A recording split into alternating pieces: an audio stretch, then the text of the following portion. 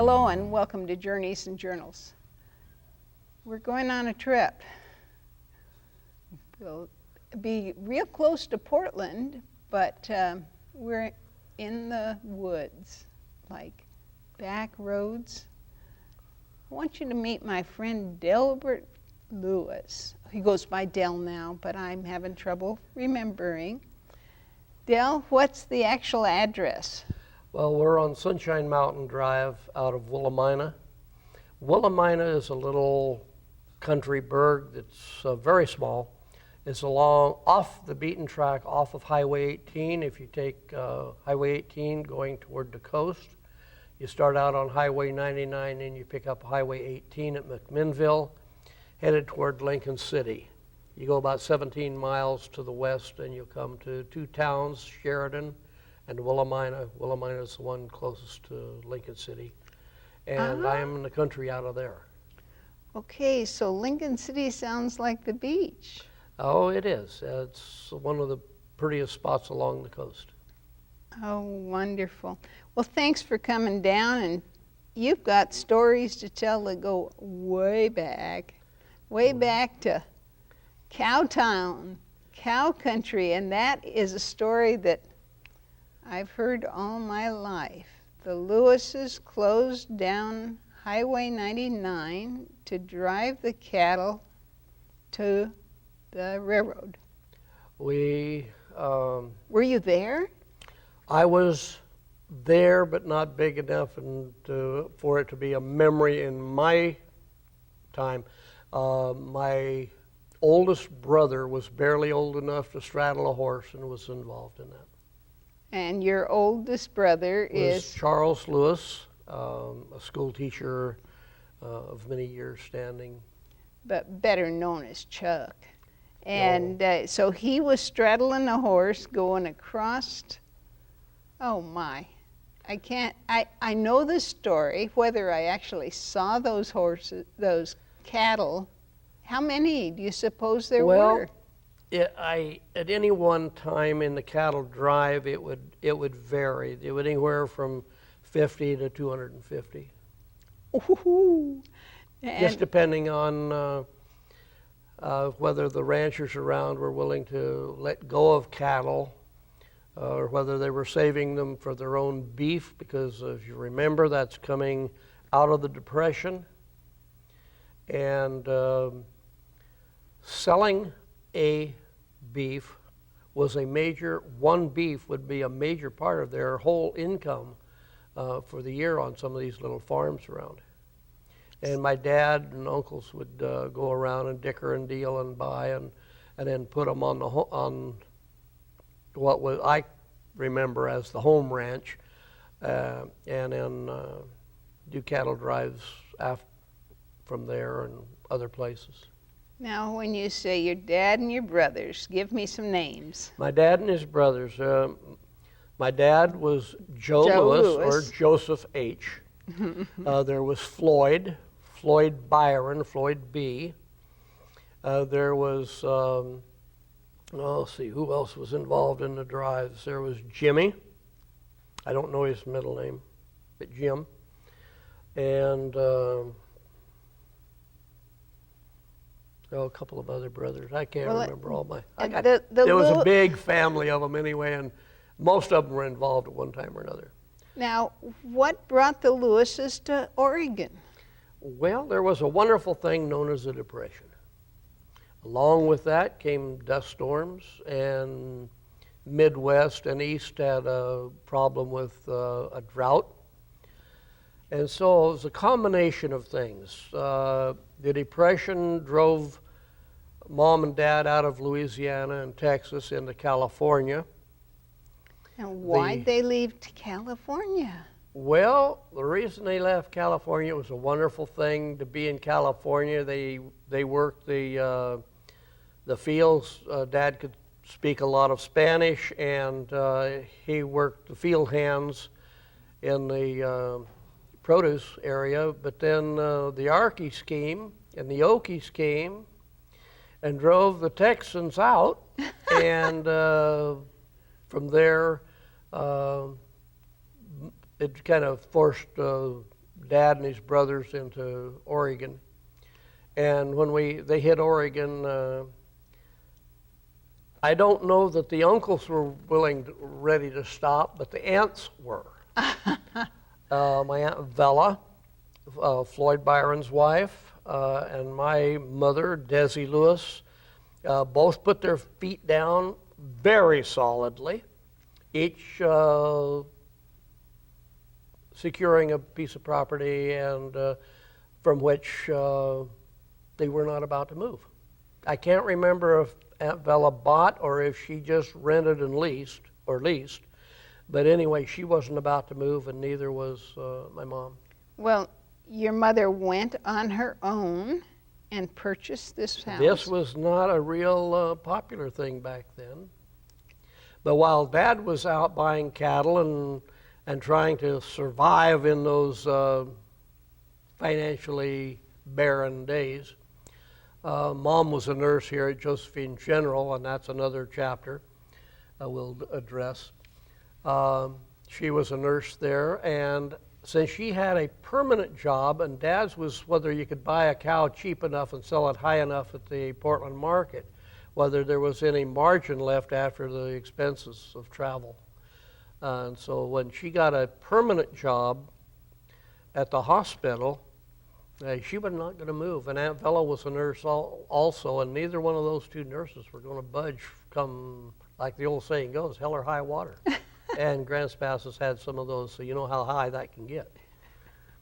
Oh my goodness. She was a nurse, and during the World War II, nurses were, it was a profession that was sought highly, whether it was wartime. But mostly sought highly by the war machine, whether it was military stateside, military foreign, whether it was onboard ship, it didn't matter.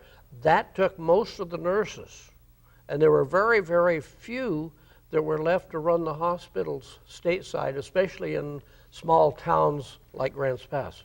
Well, and the doctors went off to war. Oh yeah, So, doctors were gone too. so the nurses, and these are all nurses. This is World War II because the braceros made this piñata and for this nurses' party. This was just, if I remember correctly, Mom had a copy of that same thing that I saw years ago, and if I'm correct, this was celebration of the end of the war. Some of the nurses had come home. That's why there's so many nurses in Josephine County showing up for a picture when there weren't that many nurses during the war. Well, I know that's my Aunt Ruth. Oh yeah. Or Fifi. Also a nurse.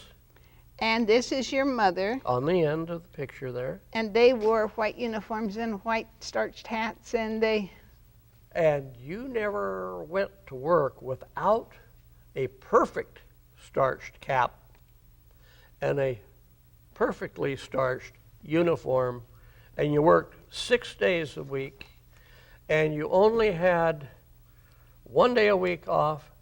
You had Mom, I don't know about the rest of them, I can only speak for myself. Mom had to do all of the laundry for us 3 boys and Dad on a scrub board on the back porch up until I was in grade school. And then we got our first washing machine, a Maytag. oh, now An old kickstart, bounce all over the porch, but it got them cleaner than the old scrub board. well, your mom also But had that's how she kept her uniforms in those days. that house had some other unique things. This is 4 blocks off of Main Street. Okay, we were 4.5 blocks from Lloyd's Market. Lloyd's was a grocery store for those that haven't been here as long as I have. It was a grocery store on the corner of 6th Street and L Street. Now, on the other side of you was something very important. L Street went out Going down the street. We were at the end of the road, 6.5 blocks 4.5 blocks or whatever it is. People that live here can go measure it. But anyway, it was the end of the street, and across from us was the warehouse storage area for the Forest Service. A huge block and it of took property. up what would probably be the equivalent now of anywhere from 4 to 6 blocks. 4 city blocks. And 4 city blocks. And it was Forest Service everything. That's where those fire camp supplies went out of, everything. And that piece of property is still there. Have you seen it lately? I haven't been down by there yet, but I intend to go down there yet today. It's quite an experience to see this. I can imagine it's a piece of history, almost like a museum. And, you know, what's to happen to 4 huge square blocks of which is now not being used? Well, I can give them some suggestions. I bet you can. If that's permissible. Well, According across the street, they turned our 1.1 acre home place into Habitat for Humanity. oh, really? I didn't So know. now I could suggest, if anybody who listens has power in this city, I would love to see that turn into Habitat for Humanity. Hey, But when that's political. Let's get off of that. when your mother bought this house, it lacked some of the Amenities? amenities, right? She must have had Let's see. bought up to her level of Her level of income at that time, working 6 days a week and averaging 12 to 14 hours a day, her take-home pay was $180 a month. a month. A month. That's $45 a week for And she bought this house that was one of the old farmhouses pre-Grants Pass era, when it was just a little railroad switch station and a Right. few other houses, mostly ranch. Anyway, it had wonderful amenities, as I remember. It had running water. Delbert, would you run out and get a bucket of water?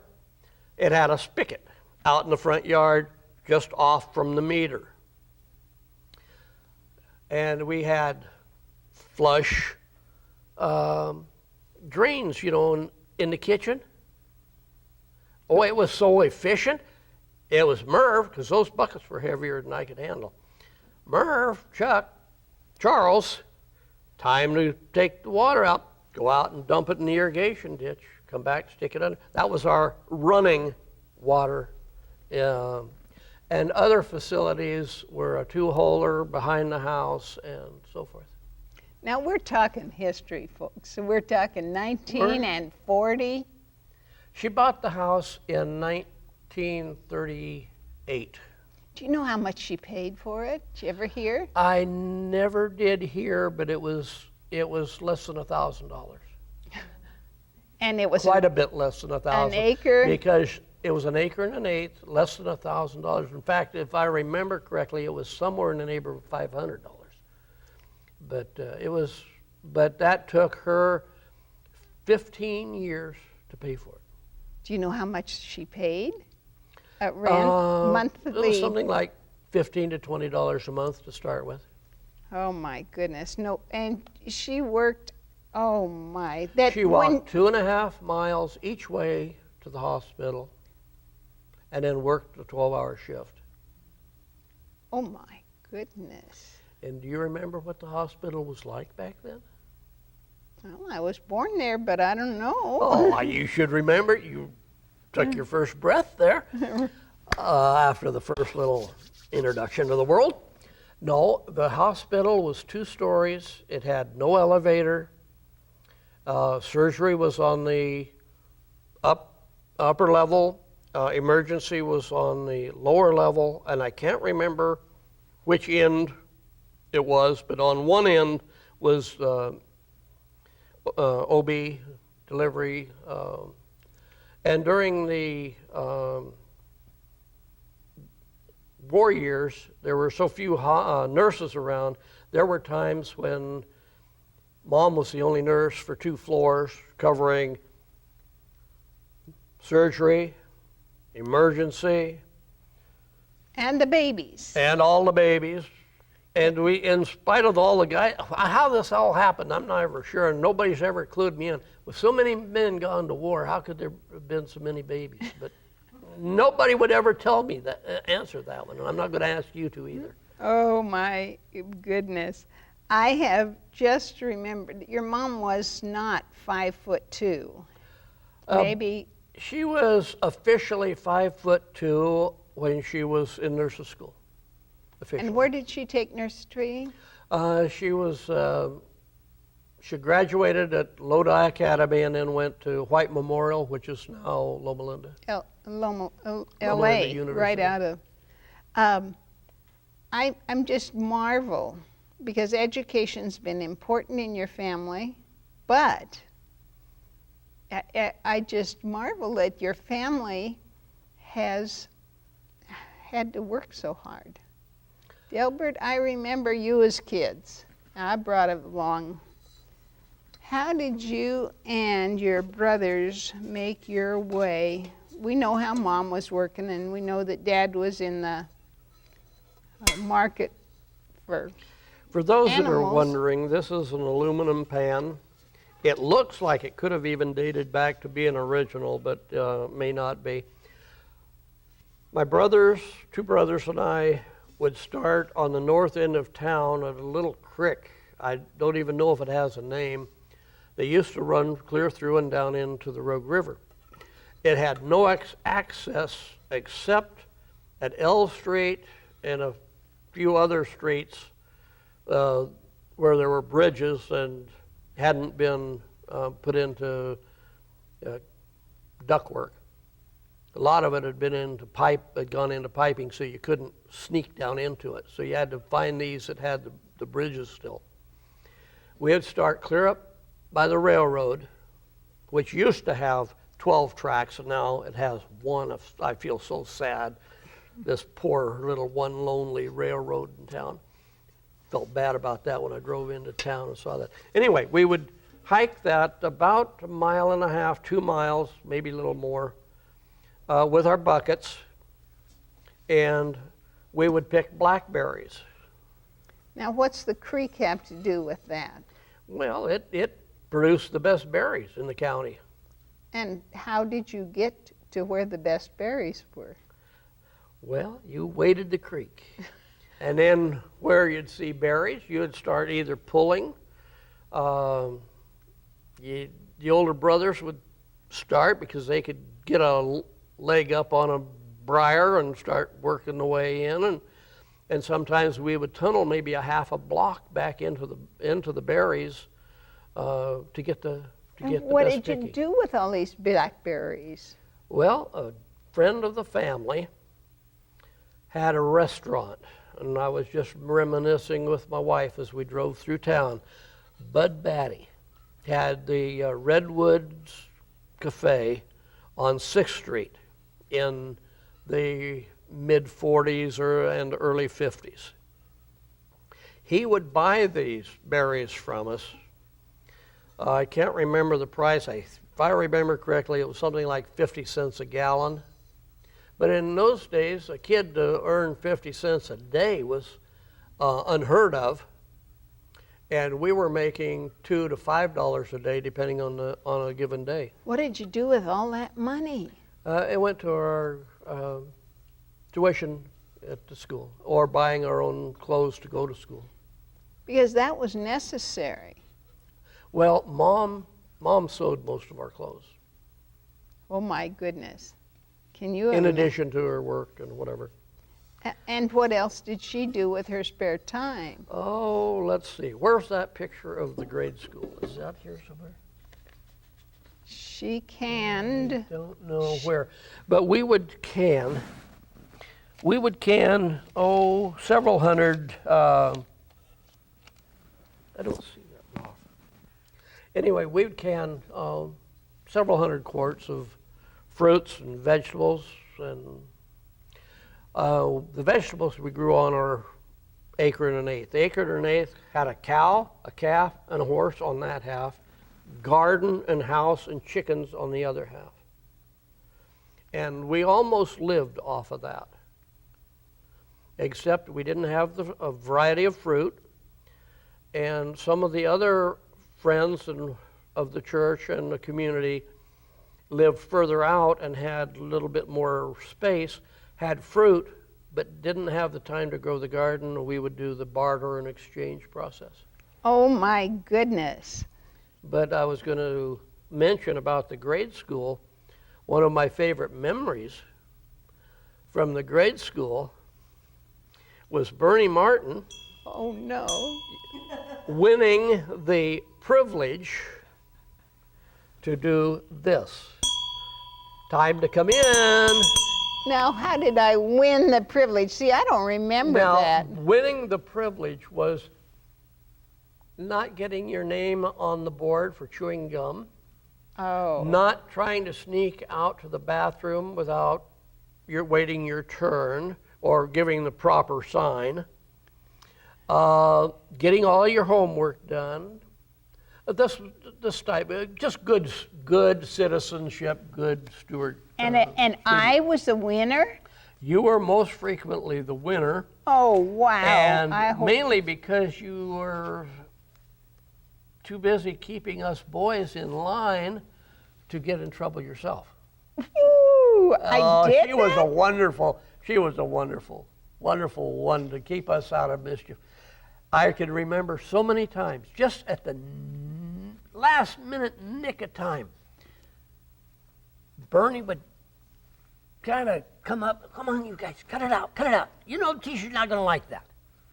And about the time she would get us to back off from fighting over a marbles game or whatever it was, she would get us just where we're almost behaving ourselves, and sure enough, here it comes the teacher. And it didn't matter which year it was always, oh, Bernie would say, oh, it's okay, it's no problem out here. Now, and so she would always win the privilege. oh, wow. She would win the privilege to call us in. Usually it was the lunchtime when she got to ring.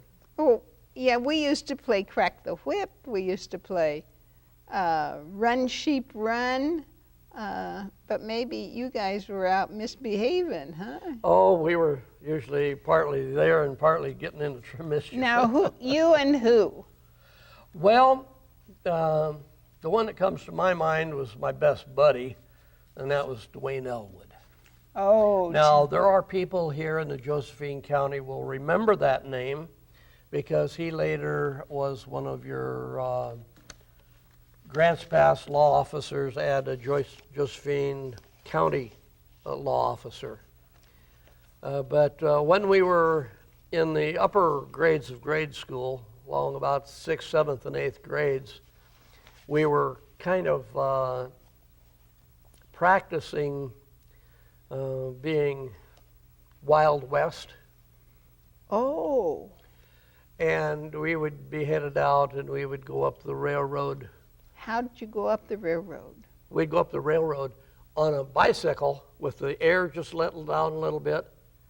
And we would go up the railroad without holding on hands because the tires would kind of fold over the rails. So you could ride free-handed, and we'd shoot insulators out with a 22. And I wasn't there to tell you not to? And you weren't there to keep us in line.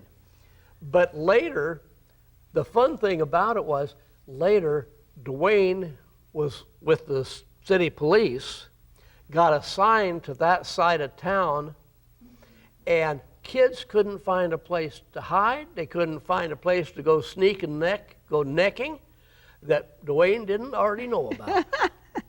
And he kept more kids out of delinquency because of our delinquency. Oh, you know, this is so much fun to reminisce about the way it was because... Well, we might have to do this again sometime. Now, I've got the picture of the school. It was just kind of way out north end of town. And the back of the schoolyard... Oh, you got the back of it too? Yeah. All right.